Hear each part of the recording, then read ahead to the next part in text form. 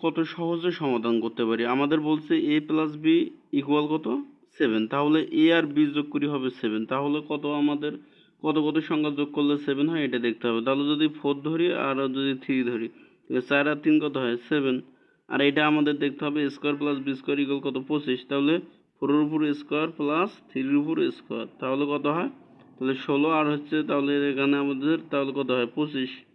এরপর আমাদের এ বির মান চাইছে, তাহলে 4 গুণন কত 3, তাহলে 3 4 কত হয় 12, তাহলে আমাদের এ বির মান বের করো, এ বির মান বের হলো আমাদের কত 12, অনেক সহজ। এরপর আমরা হচ্ছে 2 নম্বর অঙ্কটা করব। 2 নম্বর অঙ্কটা আমাদের 12 মিলাইতে হবে, তাহলে কত কত সংখ্যা, তাহলে 7 আর যদি 5 আমরা যোগ করি তাহলে কত হয় 12, এরপর বিয়োগ যদি করি 7 - 5 তাহলে কত হয়, তাহলে আমাদের 2 হয়, তাহলে এক্স ওয়াই এর মান, তাহলে 7 গুণন কত 5, তাহলে আমাদের 7 গুণন কত হলো 5, তাহলে 5 সাথে কত হয় 35, তাহলে কত সহজে আমরা এক্স ওয়াই এর মান নির্ণয় করলাম। এরপর আমরা তাহলে 3 নাম্বারটার উত্তর কী হবে আপনারা কমেন্টে জানিয়ে দেন।